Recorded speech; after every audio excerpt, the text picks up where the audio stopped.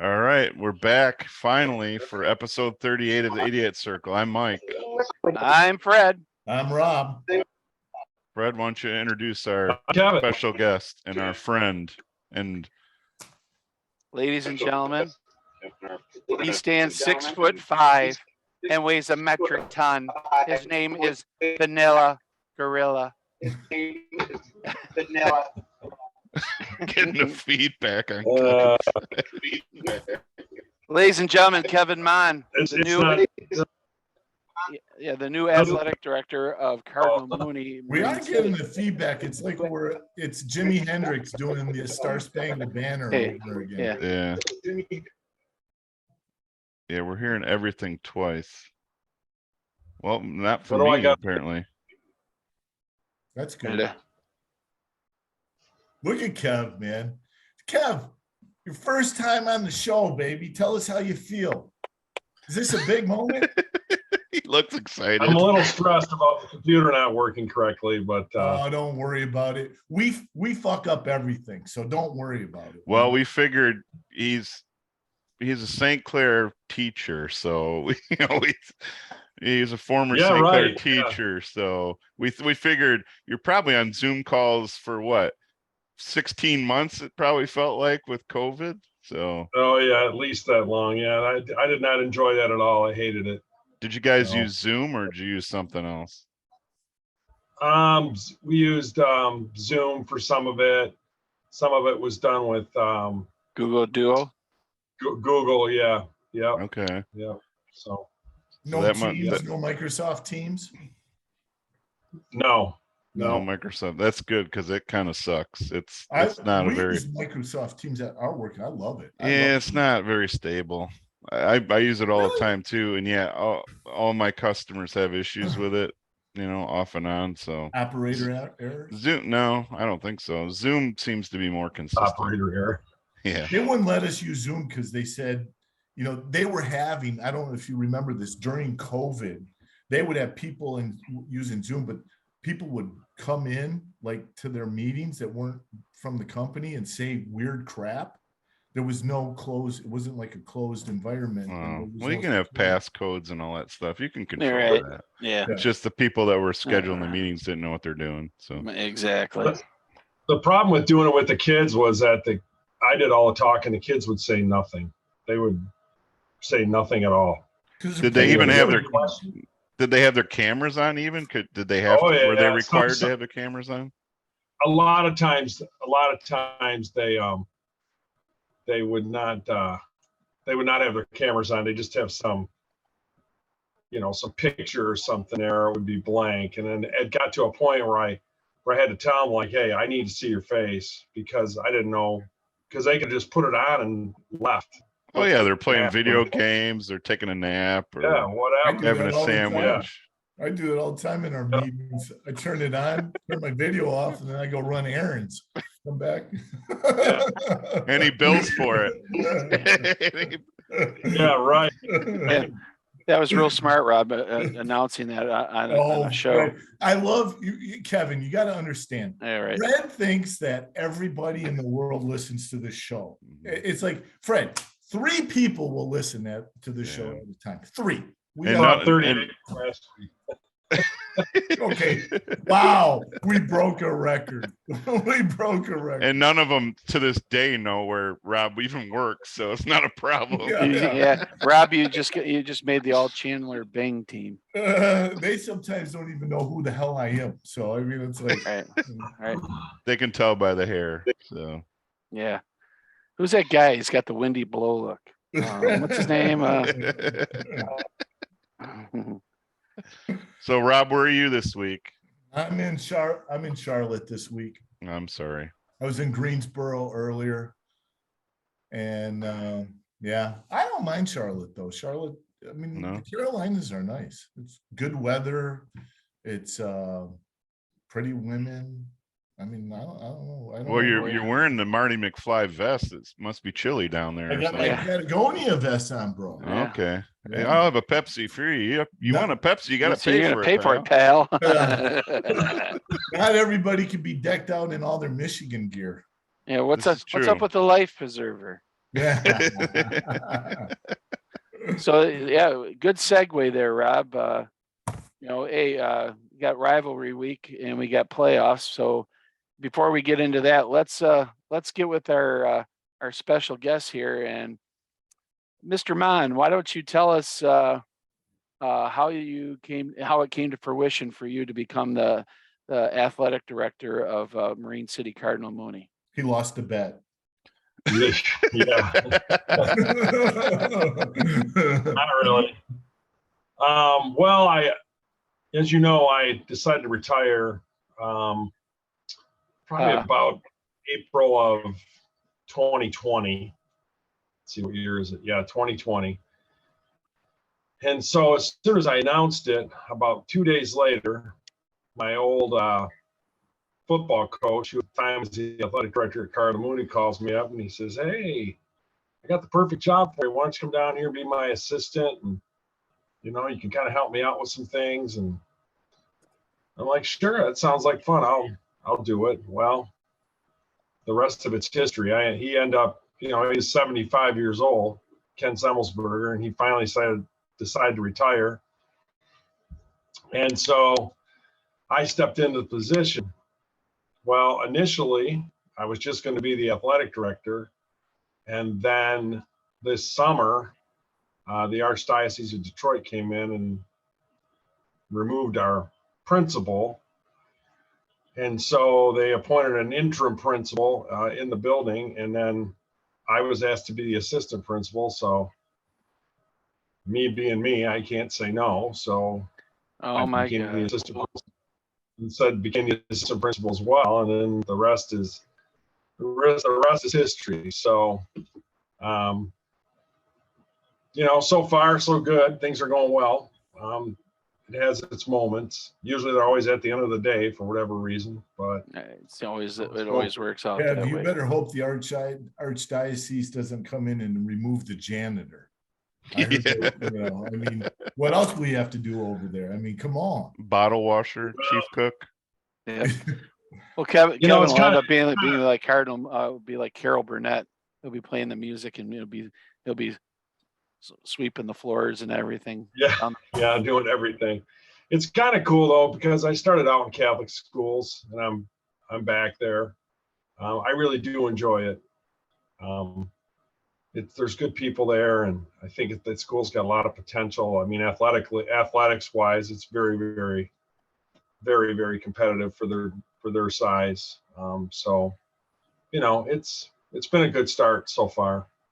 Well, I have to say, as great of a teacher and coach as you are, you're very horrible at retiring. You know, you're just you're not doing well. Right. No, I know it's bad. Well, Kevin walks into this and their football team qualifies for the Prep Bowl. Their cross country team wins the Catholic League. Their basketball team's supposed to be studly this year. Their baseball program's really good. Their softball program was down last year, but they're going to see an upswing. And then just on Sunday, they had an open house, and they said they had one of the biggest open house of people coming in and checking the school out that they've ever had. So, you know, you're seeing a big upswing with a school like Cardinal Mooney. Well, they heard that Kevin is the new athletic director, and they all come flocking to him, man. It's crazy. That's what I told everybody. That's why people are coming there because of me. Yeah. It's that bewitching odor. Kevin, you feel kind of Kevin, that's what it is. You kind of feel like Nick Saban when he was the coach at Michigan State. You know, they would upset Ohio State, and Michigan would blow out Illinois, and then the Free Press only had, you know, front pages about Michigan. You feel like sometimes the second child beneath the Marine City football team, all the love and credit goes over there. No, you know what, Rob? I don't at any point ever want to feel like a Michigan State coach unless it was not a Michigan State football coach. Not right now. No. You'd be sweating a lot more than you are. Nah. Yeah, I'd be sweating a lot more, and I'd be bald, man. I don't want any of that. No. Hey, what if we paid you $10 million a year? I mean, would you think about it? Yeah. Yeah, that's what I think is funny is you couldn't do any worse.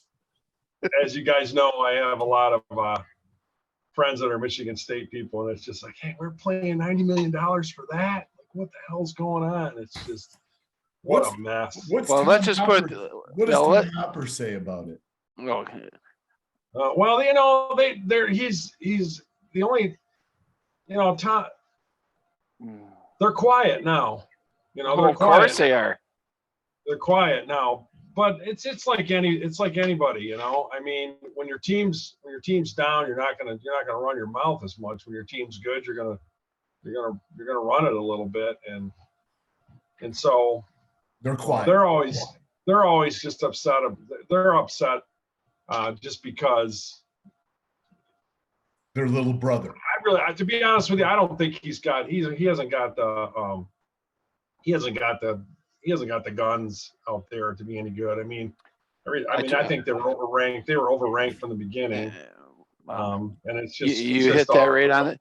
And I told you, relying on the transfer portal will come and bite you in the ass at some point. Well, that's what they did. But D'Antonio was able to take 2 and 3 star guys and make them great team out of them. Yeah. Well, they were that's true. More disciplined team with great defenses. That's not an easy thing to do.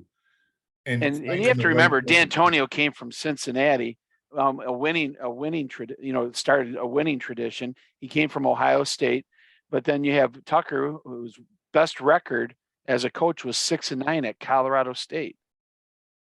Colorado. Colorado. Yeah. And I'm like, so I mean, obviously he wasn't their first choice, but they went with him. And the thing is he knocks off Michigan 2 years in a row, and they think, well, hey, this is what it's going to be like. And all of a sudden, this year they've done is eaten a big shit burger.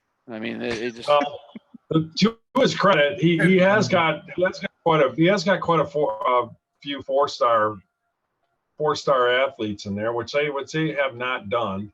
Yeah. So the verdict really is still out. I mean, they're in a tough spot right now. I mean, if they make a bowl game and they win the bowl game, maybe things will be forgiven at this point, but it's not looking great for them right now. What would you rather have, Kev, a coach, and not even just college, but in college, because we're going to do it stars? Would you rather have a coach that could get 4 stars but underperform with those players, or someone that gets 2.5, 3.5, and then overperform? In the end, it's all about winning, Rob. I mean, I don't care how many 4 stars you got. If you can't coach, you can't make them win. I mean, what's the point? Exactly. I mean, so you could get a kid, you get a 4.5 out of the portal, but if you can't translate those to wins on the field, it doesn't matter. It doesn't matter. None of it matters. Right. No. Yep. Just win, baby. Just win, baby. That's right. Well, and you have to think about it. I mean, and you got everybody talking about the rivalry this weekend and how Michigan's going to blow them right out of the water. I don't care what anybody's record is. I'm not saying a word because it can. For all You're not saying a word? No. Are you typing it on Facebook though? No. No, he's been pretty quiet.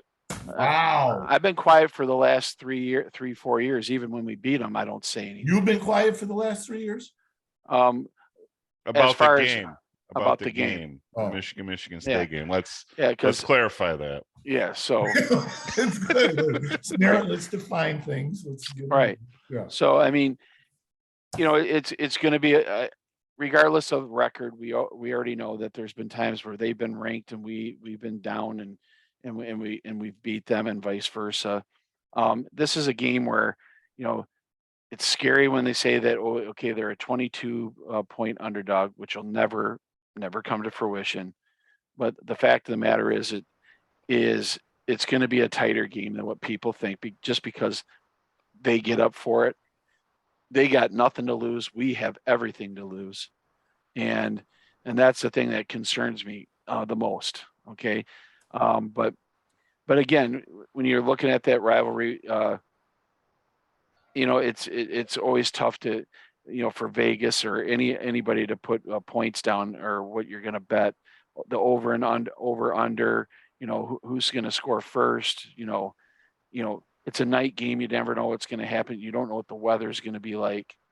That's the stuff that haunts me at night, thinking that, okay, we got this phenomenal team, and then we got to play, them at our place, and somehow they end up playing like they're the 1976 Dallas Cowboys, and it shouldn't haunt you. I mean, whatever. I mean, it's a football game. We can always, it's just a football game. We can always put too much into it. I mean, I used to get like that. I don't let those things get to me anymore. It's just not, unless it's Eastern, then it bothers me, but which I know sounds stupid. But you must be one disappointed man. I get the feedback again. What do you think the scuttlebutt or the talk is when if Michigan were to lose Saturday? What do you think the talk is about Harbaugh? Okay.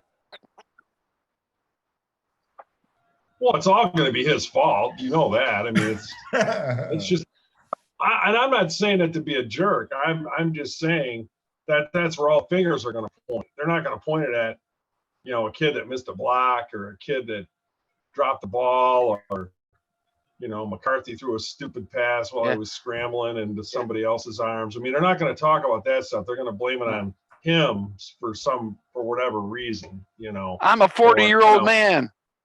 I'm a 40-year-old. They go all Gundy on. Yeah, blame it on me. But Jim Harbaugh's never been one to like throw the players under the bus. He always puts it on himself. Yeah. But you know what? And he's, to his credit, that's a great attribute to have. I mean, you know what? For the most part, most coaches don't throw the kids under the bus. They'll take unless you're Brian Kelly. Yeah, except for Rob's favorite, Brian Kelly. Well, hey, Rob claims there's been a lot of coaches that do that. Steve Spurrier was notorious. Oh well, Jesus! I mean, you could go back, and there's been a lot of coaches. But Rob, how many times have you said Brian Kelly never threw his players under the bus? How many times did you tell us that? Did I say? Yeah, you have multiple times. I'm you were so far up his butt, you know what he had for lunch. Going? That's when he was at Notre Dame, and we would tell you, Rob, he throws his players under the bus all the time. You're like, what? He never does that. He does now. When he takes a dump, gold comes out. Hey, everybody gets to have a little denial. Like I like to say, Brian Kelly never threw his coaches under the bus. Fred likes to say he doesn't drink. But I mean, right? It's the same thing. I don't drink. There's similarities, right? Oh, there's like everybody has like, okay, great comeback, Rob. Yeah, you totally redeemed yourself. Well, wait, let me ask you this, Kevin. Thanks, Mike. Because I like your opinion on football. You coach football for so long, you know football inside and out. We just talked about, okay, maybe East Lansing has been throwing $9 million a year away for the last couple of years, but Michigan is paying someone almost the same money, and he hasn't done a good job of beating his rivals. Yes, they beat Ohio State one time, but where do we put that in perspective in the conversation? Well, I mean, Fred and I have had this conversation. I hate Ohio State, but we all do. But they're great. But here's my point. I hate them, and there was a time where I didn't even respect them. Now, you kind of got to look at it and say, man, it's hard not to respect what they do there. Yeah. You can still hate them, but they got it rolling. And there, I've heard people say, well, what's his nuts? What's his Brian Day. Brian Day, like, well, he's not doing a good job as the other guy did. And man, that's just, in my mind, that's just false. Like, it's a program there. Like they just got it They got it. They just got it moving right along. And things don't change very much. The quarterback, you think about the quarterbacks that they've had the last 10 years, they're all the same, right? I mean, Stroud's no different than the guy we watched on Monday Night Football the other night, really. Or is he any JT better? Barrett. It's like it's a replica, you know. Yeah. They're all the same. They might be a little bit different in height and everything like that, weight, but by and large, they all do the same things. They all can run. They all can throw. You know, they all got a good plug and play. And they all can't play in the NFL. Yeah. Well, Fields looked pretty good the other night. I mean, he did. Well, that's a bad. Who knows? Who knows? But here's the thing. I think in college football, the way things are today, you got to have a kid at a quarterback that can run, right? Oh, Michigan's got that now, right? I mean, he's a prototypical college quarterback. He can throw, he can run, he can do all those things. You think about any team that's successful in the college game right now, that's the way the quarterback is. Can we all agree on that? I mean, absolutely. Yeah. Aside from the kid, even a kid from Pitt last year that's playing for Pittsburgh now, he can run around a little bit. Right, Kenny so, Pickett. I think that's what we've been missing at Michigan. I think that's why Michigan has made the strides that they've made.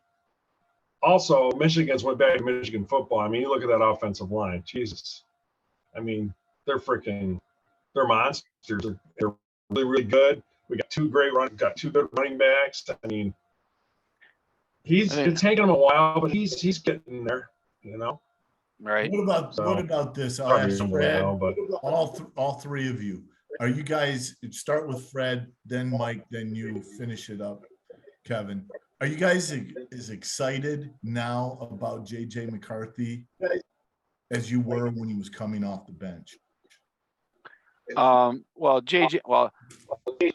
Here's my thing. I thought Cade McNamara earned the right to be the starting quarterback because of what he did last year. But again,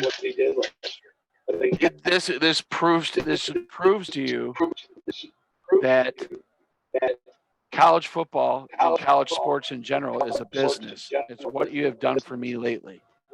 And when you have a kid that can sling the ball, can run it. Wow, that's some major echo. Yeah, I'm gonna mute Kev while you're talking, and then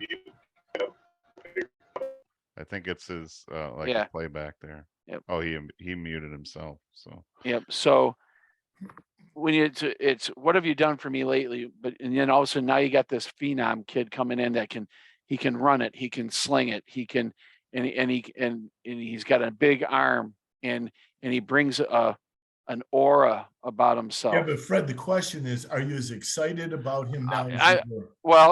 I'm excited to see what the program is going to do with him. I mean, he's only played 7 games, so I mean, he hasn't really played anybody other than Penn State, and if we lose to Michigan State and Penn State gives Ohio State or gets blown out by Ohio State, which I would imagine is going to happen, then that really kind of tarnishes the win that Michigan had against Penn State. All right, Mike, maybe I can get an answer out of you. Are you as excited about JJ McCarthy now as you were when he was coming off the bench? I am, because I think, the ceiling's really high. We haven't seen what he's capable of. So I'm excited that he's the starter. I think he's a better quarterback than McNamara, despite it wasn't what McNamara did last year. Let's be honest. It's what the team did last year. Yeah, was he a decent quarterback? Yes. He's a good game manager, right? He's a good game manager, Yeah. But do you want a game manager or you want someone that can take you to the next playmaker. level? You want a playmaker. I mean, and everybody said, oh, well, he's a gunslinger and he's going to throw interceptions. How many interceptions has he thrown so far this year? 3. I mean, I don't see 2 of them weren't his fault either. Exactly. So he's not inaccurate. I mean, yes, he's missed some long balls, but if you look at his completion percentage, and I know a lot of them are over the middle or short passes or whatever, you have to take what the defense can give you. Yes, yeah. He's going to hit those long passes. So you're just as excited as you were. I am. Yep. How about you, Kev? I'm more excited about him now, just because I like the dual threat. I like the fact that he can run. Now, Yeah, McNamara wasn't going to give us that. McNamara was a game manager. He could manage the game. He wasn't going to turn the ball over. He wasn't going to fumble it. Of course he did. But the verdict on McCarthy at the time when he was young was that he was going to do some rogue things and do something stupid. I think that's what they were afraid of. Now that they've given him the reins and he's had a year to mature, I think he's dangerous as hell. I mean, I think the sky's the limit. And I really don't think we've seen everything yet from him, to be honest. They're going to pull some stuff out. They've got a lot of stuff on shelf that they're not using. And I just think, hopefully we see it this year. It might be next year, but I think the sky's the limit for that kid. Just watching him. So I think they still have a lot in the playbook that they have not used. Obviously until they play, Michigan State and Ohio State. I think they've gotten to the point where they're practicing to beat Ohio State, and they're just going to play their game, who they play every week. I think they're practicing to beat Ohio State. I am excited for McCarthy because of the fact that he does bring a different level of quarterback play. I think he can create things with his feet. He can roll out and he uses the tight end well.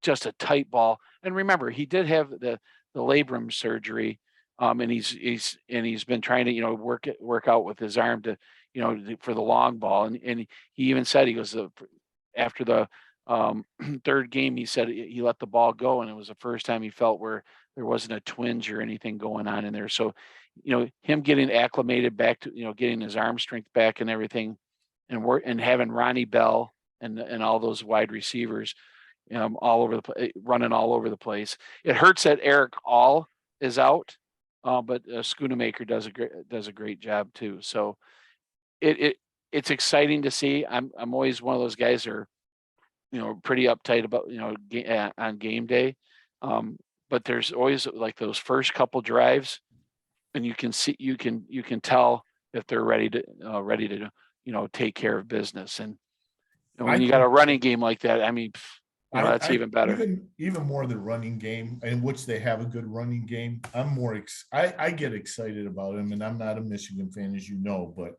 to me, they have such a dominant offensive line that creates opportunities, not for only their offense, but always leaves their defense in good positions, because they're driving the ball into the other team zone, or they're, good game management and punting and keeping someone deep. So I just think their offensive line is the key here. I mean, I don't think their receiver core is as great as some of the other teams in the Big Ten.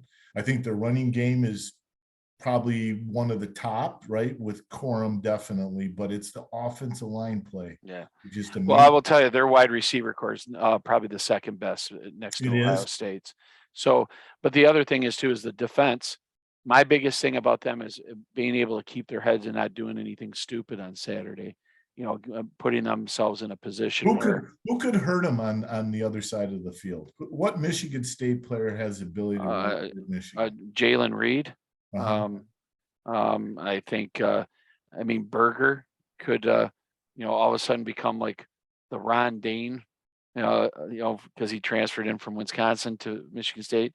I think I don't think Peyton Thorne has the makeup to be able to handle the pressure with the defense that we have. I think our defense is as good, maybe at par as they were last year. Mike, do they bring the heat? Does Michigan bring the house against Thorne? Do they bring just the heat the whole game? It depends on how the running game goes. I mean, that's if they make it so they have to pass, it's good night for Michigan State. I think. Their ears back. You saw that against Penn State. You've seen it against every team. They make one-dimensional, and they have to come if they have to come from behind and drop back and pass. That's when they pin their ears back. I mean, It's just they've proven it time and time again. Last year, this year, Hey, man, that's how they play.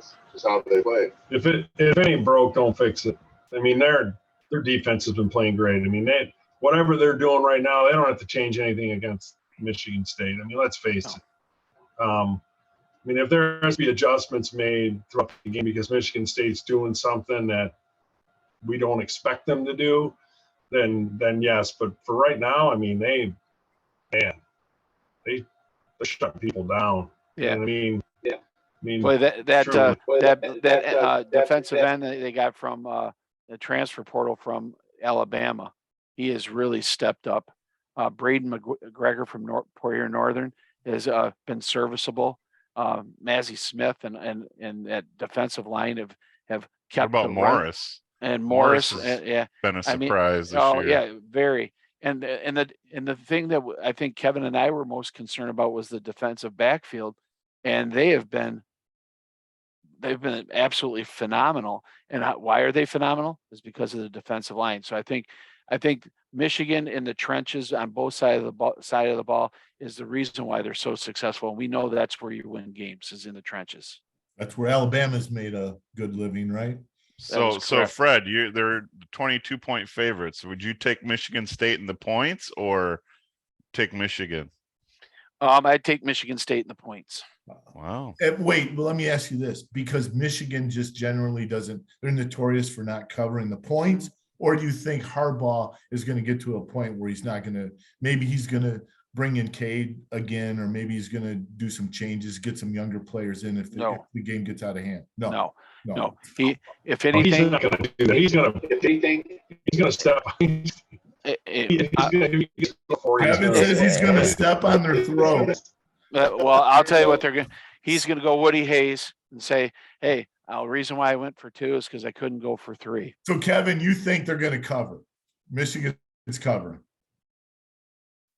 Yeah. I think they are too. I do. Wow. Big. That's a lot of points. It is. Yeah.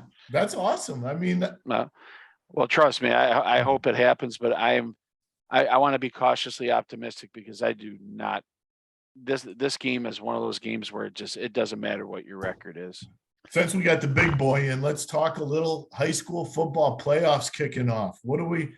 Kev, give us a little synopsis of what it's going to look like for some of the local teams. Well, for Marine City should be fine, I think. They're probably going to see our in a district final. Rematch. Yeah. So, I mean, it's probably a game they won the first time, although it was first game of the year, right, Fred? Yeah, that's correct. It was, yes. Yeah. Yeah. It was, yes. Yeah. So, a lot can change in between now and then, but Cardinal Mooney we have a very winnable district. You can't put the cart before the horse, though. I mean, you got to take care of business. Yeah. So we got an excellent draw. We got an unbelievable draw, really. I mean, yeah. Looking at the draw, do you think you said looking at your draw, Kevin? You said if they play well, they could be in the Final Four, going with the decision of possibly going to four. Right. Possibly, yeah. But a lot of things got to happen first. Port Huron Northern, that's an interesting situation up there. Those teams are so closely matched. I can't remember. Are they in the same division, same district? They play each other every year. Yeah. Well, so that's kind of interesting. But the one that really kind of irritated Kevin and I is Croslex got Orchard Lake St. Mary's. Oof. And it's at Croslex. Oof. And Orchard Lake St. Mary's is 3-5. Their record. 3-5. 3-5. Yeah, they get in because of the teams that they play, because you get playoff points. And they're going to go up there, and Kevin says, for all we know, they could upset Croslex. I'm certainly hoping not, because Coach LeGros, has his team back on track. He took care of business. He beat Freeland the last game of the year, which was his alma mater, and that was one of the things he wanted to do. But I looked at Marine City's bracket, and nobody's going to beat Grand Rapids Catholic Central. If they do, it's a complete upset. So they're going to win the state championship. The chances of Marine City getting to the finals again is going to be slim. Without, I don't know if they have Zach Tetler back yet or not, but they got to beat Yale, and Yale is no slouch. So they got to get past them, and then they got to play Armada again. And we know when we had Darren on, and he's he said it's going to kind of give us an idea where we're at. Well, after they lost, I did speak to Darren privately, and he goes, well, we'll right the ship, and when we play him in the playoffs, we'll take care of business at that time.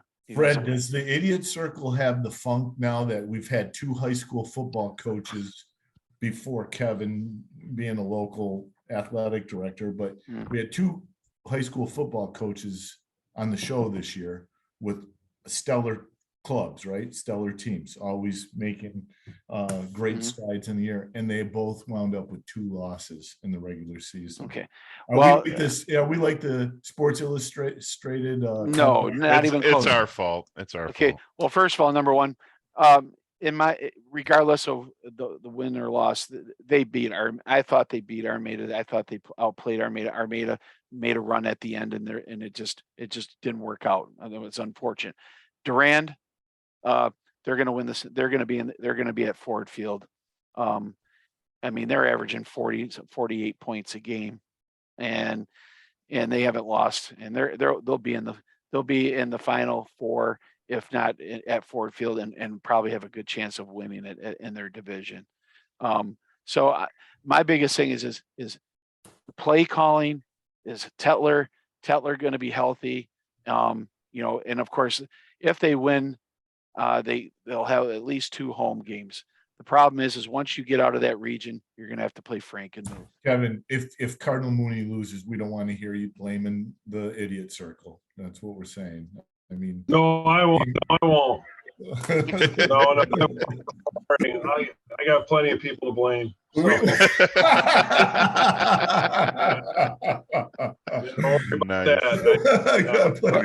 Well, Kevin, the one good thing that about the high school football is you've had one of the most dynamic running backs in the area. Why don't you talk a little bit about him? Brendan Hazenleader, he's just. I've been around high school athletics for 32 years. And I've coached a lot of young men, and I've been around a lot of young men, that have been football players. And that young man is, not only a great football player, but as a human being, he is just he's a top-notch kid, just top-notch. And he works so hard. Student athlete, yep, and he works so hard at his craft. Just totally dedicated to the game. Goes to all kinds of camps.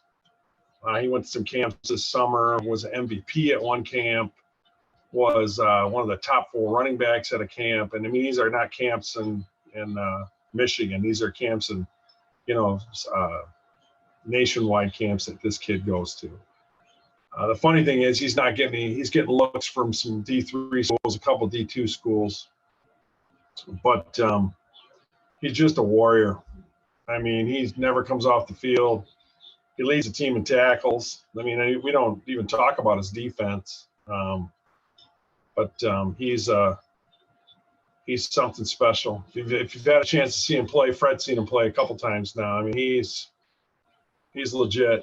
If he was I'll tell you this, if he was running back on, and please don't take this wrong, but if he was running back on Marine City right now, they'd be a completely different team. It's funny you say that because Brady Beaton said if he played at Marine City, him and Zach Tetler in the backfield, they would never have to throw the football.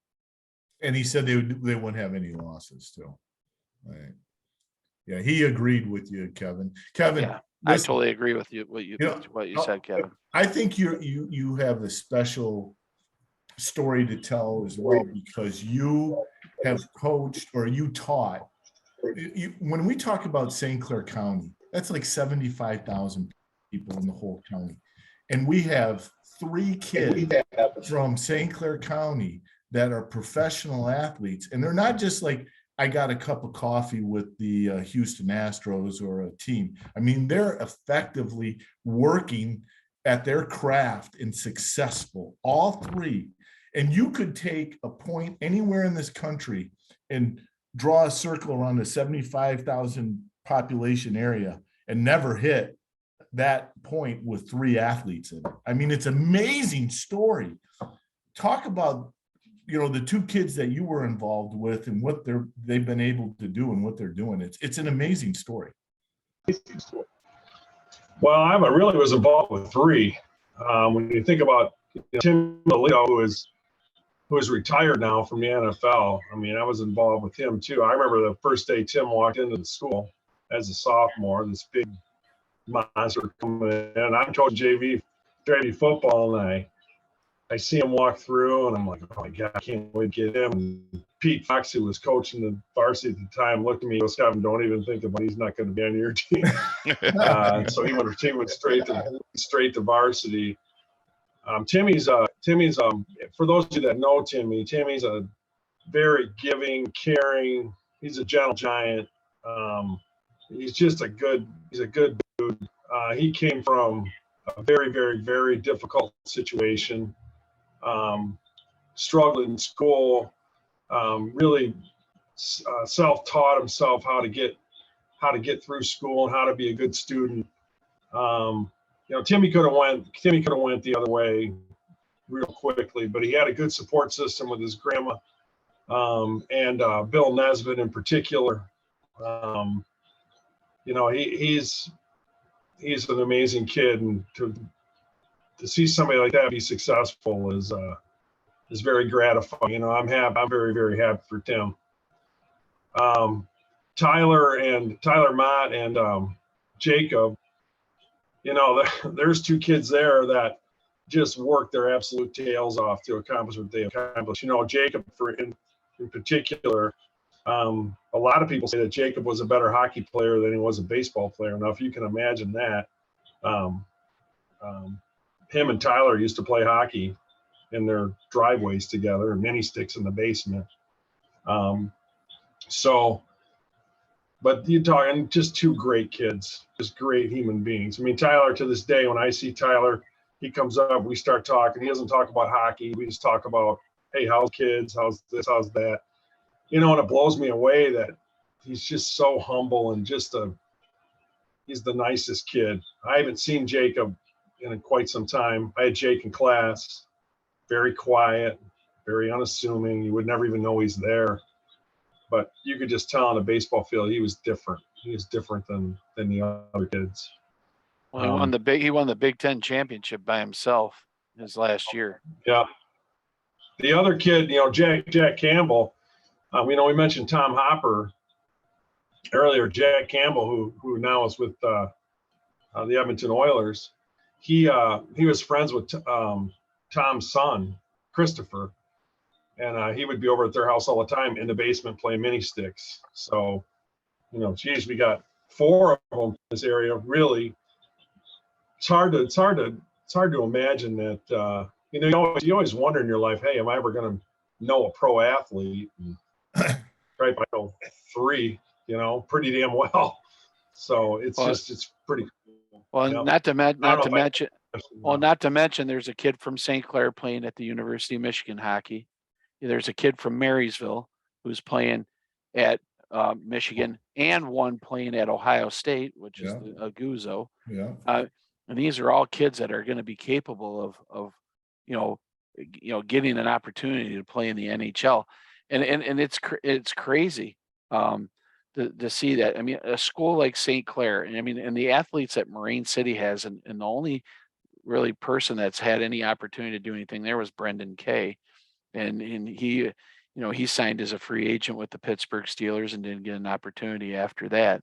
Undrafted free agent. Undrafted, yeah. So, but when you see people like, it's a good feel good story. I mean, I'll be honest with you, and Kevin is completely spot on. Tim Lolito, there should be a movie made about the things that he accomplished and what he went through. You think Kurt Warner went through some stuff? Nothing compared to what that kid went through and what he accomplished and how he got his dreams of playing in the NFL. No question. Fred, on the Brendan K thing, I remember in your basement there'd be a Cincinnati game on, and we would be over and we'd watch him in that bowl game. I mean, he threw to friggin' Travis Kelce, right? Yep. Travis Kelce. I mean, God, he won the MVP. He won the MVP of the Belk Bowl. Think about that. He came in off the bench, threw a bomb to win the game, right? No, he was a starter. Munchie LeGros is the starting quarterback. So awesome name. Okay, he gets folded in half. Brendan should have been the starting quarterback anyway, but Butch Davis came in, or not Butch Davis, Butch Jones came in and kind of railroaded him a little bit. Came in, ended up winning, finishing second to Teddy Bridgewater in Louisville. They went to the Belk Bowl. He was the starting quarterback, and then he won the MVP. He threw that 98-yard touchdown pass to Travis Kelce on a seam pass from their own end zone, and won the game. So, I mean, I thought he had he didn't even get invited. The thing that bothers me is he didn't even get invited to the combine to even perform. Well, his pro debut, there was only one quarterback that was drafted or was at the combine that had better numbers than Brandon at his pro day, and it was Johnny Manziel.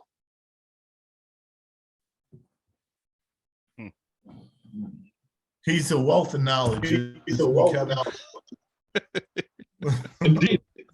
Indeed. There it is. There it is. There it is. I was waiting for it. Indeed. At the beginning of the show is the password or the go word is. All right, everybody Indeed. drink. Everybody drink. Yeah. We can't drink every time Kevin says indeed. We'll be sloshed. I'm surprised it's the first time he said it tonight. It's his first time. That was the first time. Yeah. Usually it's like Roxanne. So, Rob, you said you had a topic. No, we do have a topic. It's been in the hopper for a couple of weeks, Kevin, but your daughter and Evan just had such a beautiful wedding, and it's surrounding divorce. I don't know if it's really, so I read this thing, and no, not in Red Book, Mike. So it wasn't in Red. Oh, it was Cosmo this time? No, it was 17. Yeah. Playboy, you just read it for the articles? No, I just read. For him, it was it was Playgirl. Oof. Okay, what did you read, Rob? Okay, so it said men who are in love with their spouse, truly in love with their spouse, are more likely to initiate sex. Women in the same position, meaning women who are in love with their spouse, are less likely to initiate sex. And I remember when I said this in front of you Fred, had to read an article to know this. I mean, come on. Yeah. Kendra said, "Well, that's not true." And Fred looked at her and goes, "Really?"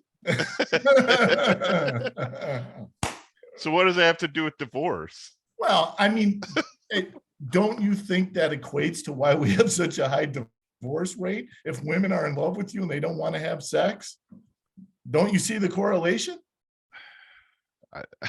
I'm surprised that you had to read the article to figure this out, that men initiate sex more than women. I mean, 54 years old. I think it's actually written in the Bible. I got to read all these articles. I don't know what the hell I'm doing wrong, Mike. I'm trying to figure it out. Okay? Hey, Rob, Tennille just called me. They're looking for another captain. So, as a Captain Obvious. Captain Obvious and Tennille. Well, I mean, is it obvious, really, that when women are in love that they don't want to initiate sex? You guys knew that? Oh, Mike, you do. Mike and Kevin, you guys been married for 30 some years. Maybe you do have insight on this. I don't know that. I had to read it. I didn't know. I think, if we're talking about percentages, the number of men that initiate sex versus women, Mike, it's like 97% to 3%. It's like finding a woman who wants to initiate and have sex more than you is like finding a unicorn, bro. It really, am I wrong? I really like to hear the women all two women that listen to this program. I like to hear what they have. Hey, do you initiate sex? Travis? Yeah, I don't think. I thought it was I couldn't believe it. So a light bulb went off when you read a light bulb went off in my head. Yeah. Wow. Hey, that's a great subject. So Rob, now I understand this dating dilemma you have over 50. Okay, hold on. The Messiah is going to speak. Oh, sorry. I'm not the Messiah. I'm just the hell you are. You're my hero. You are. You're his best friend. You're his best friend, Kevin. What are women who initiate sex considered? Say it. Hose. Trollops, right? Let's face Horse. Lollygaggers. Right. And what do you do? It always bothered me. No, she's a slut. But hey, for a guy that goes out and he's whoring around, he's not considered that. He's considered. It's true. Now, what's your point? So what if she wants to initiate sex? That's wonderful. Absolutely, it is wonderful. I mean, supposed to be. Yeah. I think men, we just know we have to initiate it because we want it all the time. But I would think that women would want to be initiated sometimes. They want romance. They want candles. Let's ask Kendra how many. What you bought? When's the last time you bought Kendra flowers? He's never bought her. That's not true. Have you wrote her a romantic letter? 3 months ago, I bought her some flowers. A romantic letter. Did you write her? Have you wrote a romantic letter to her friend? Yeah, it says make dinner now. Oh. Love, Fred. No, but hey, he said love, Fred. It's like saying all due respect. It's all due respect. No. Letter. I mean, I'll send. It's sending nice texts and stuff like that.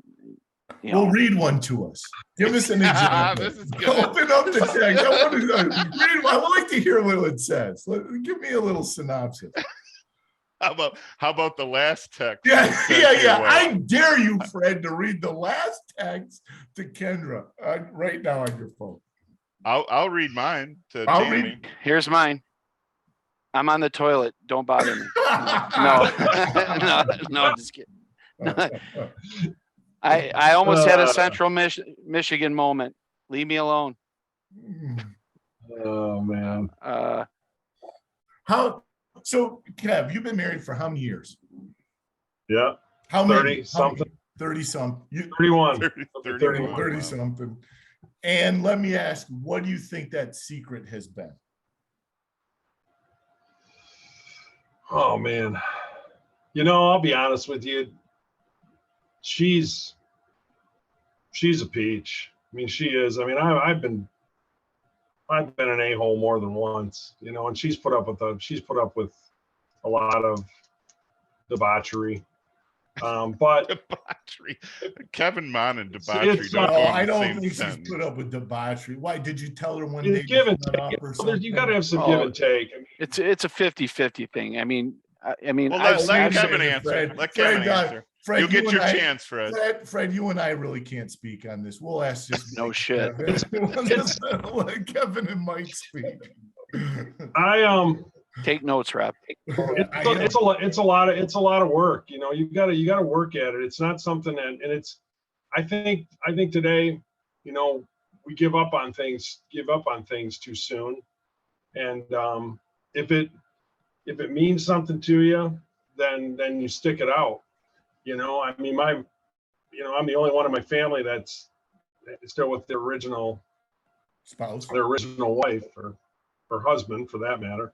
And, I look at the relationships and things, and you got to accept each other for what you are. I mean, she accepts me for me, I accept her for her. And that's just the end of it. No, I'm not going to say we don't still have disagreements. We're always going to have disagreements, but for the most part, we enjoy each other's company. She lets me do my thing, but I don't take it too far, and she can go and do it what she wants. And it's just, we go to church together. I mean, I think that's important. I'm not saying that we're we're going to be in the front of Michigan Catholic or anything like that, but I think it's important to have the same beliefs and so forth. And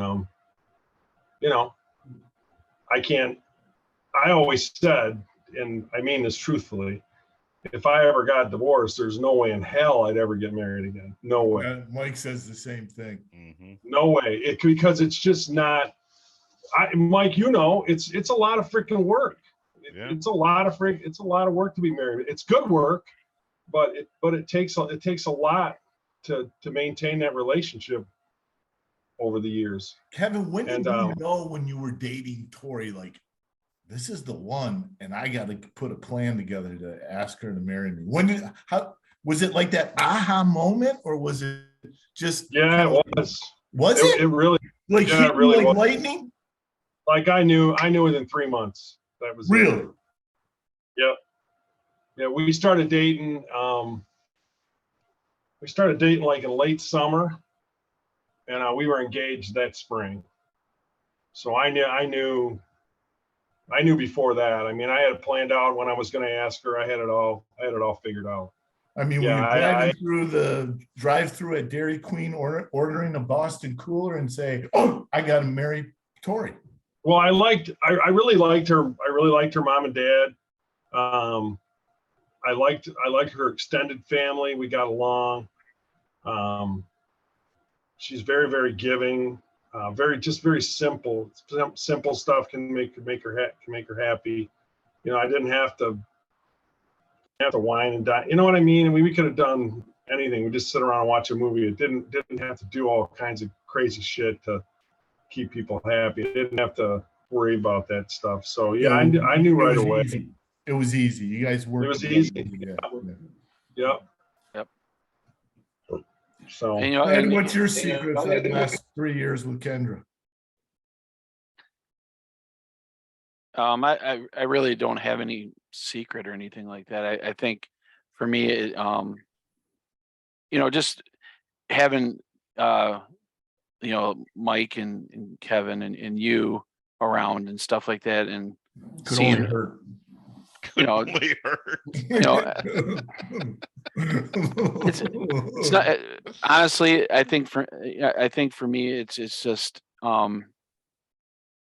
understanding that, being in a dark place that I was in, and her just showing up out of the blue and was there to support and to explain that, people make mistakes, and I will be there for you through thick and thin type of. And the thing is I've always been extremely envious of Kevin, and it's, to me, I couldn't be more lucky to have the three of you in my life, because I'll be honest with you, I don't know.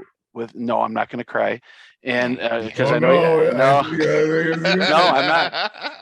But I mean, with you three, and then bringing Kendra, on board, I'll tell you now, it's changed me in a lot of ways, and it has shown me to be a little bit more patient, and knowing that I just can't sit and beat up myself over things that happened in the past. I need to move forward and just be the better person, not just for Kendra and Lauren, but also for my girls. as well, because I'm always going to be their dad. And, and of course, and it's nice to do nice things like that for Kendra and what she does for me as well. But the thing is, I don't want to disappoint people I've done enough of that, and I really don't want to do that anymore. I just want people to be proud of me and have the fact that I can be in in your guys' life and not be a burden, so to speak. You've been friends with Kevin for how many years? Since 1995. He's been there for you a lot. Yes, he has. Yes. What does that mean to you, Fred? I'm going to make love to him tonight. No, no. I mean, they are really close, like geographically close. Yeah, too. geographically, I really. I was trying to get him to cry. I'm not going to. I could almost see him like he was. He threw it out there so he'd avoid crying. I'm just going to tell you right now. Right there. And no, I'm not. I'm just going to tell you right now. Your voice was cracking. No, I'm crying because I'm laughing so hard over here. I'm just going to say that God did me a favor by bringing Kevin into my life as a friend, and bringing Mike back in, and of course Rob, you three are my rock, and Kendra's that glue that holds everything together for me, and there's nothing I would want more than to be your friend and be in your lives too. So I know it sounds like a Hallmark card, but Kevin and I have been through a lot together, and we've had long conversations and stuff together, and he's helped me. He's helped. No, I lead, just to let you know. Gently stroking each other's hair or something. What's going on here? Well, we have a lot of the same attributes, that's for sure, and I think having him just right behind me, all I have to do is walk through a gate. If I have a problem, I can go over there and he can do the same thing. And that's, his kids are my family. My kids are his family. I mean, he's Uncle Kevin and I'm Uncle Fred to the kids. So I couldn't ask for a better neighbor. I remember the first day when I moved in with over here on St. Bernard, and I'm in the yard going out to the car, and I look over and here's Kevin in the front yard doing some yard work, and I'm like, is that Kevin Mahn? I'm like, oh my God. So I yelled out, howdy, neighbor. And he turns around and he goes, what? You live there? Are you living there? I said, yeah, I just moved in. He goes, no, we're getting fucking drunk tonight. And we did. You're definitely not an idiot from being in the idiot circle, but you're definitely one of the founding members of the Wolf Pack. I don't even think people that listen to the show even know what the Wolf Pack is. I'm not even sure we know what the Wolf Pack is. I was going to say, do we even know? I think it was just a drunken stupor night at Gar's, and we said, we're the Wolf Pack. Yeah, so I think we were talking about the Hangover. Yeah, the Wolf Pack. Yeah. It's not because we were in North Carolina. Nice. Yeah. Oh, sugar. How was it for your first time on here, Kev? What'd you think? Oh, it's fun. It's just it's random. It's very random. That's how we roll, man. Yeah. Well, I think we got to have you on again, and we have to. Enough of this talk about football. We need to talk about music. Oh yeah, because Kev's into music, and we'll just talk about random. It'll be like pinball on the next episode when we start talking about music. Yeah, that'd be Fred. I didn't know Priest was touring again. Yeah, I told you that. Yeah, they're touring. I just seen a video today. There she is. There she is. Tori, get over here. Yeah. Get in here, Tori. Yeah. Get out of here. All right, goodbye. How much Sorry, are we're- tickets going to be for Judas Sorry, you Priest? just missed. Kevin was telling us about how he fell in love with He you was- and expressed your- Believe me. The hell you weren't. Lovers quarrel, lovers quarrel, lovers quarrel. Who's all on? All right, get downstairs. now. Mike. Sorry, get downstairs. That's Get downstairs. folks, there's That's the real love, secret. right? That's the right secret. there. That's the That's secret Kevin's magic secret. sauce. Get downstairs. Woman, get downstairs. Yeah. Go fix me turkey pot pie.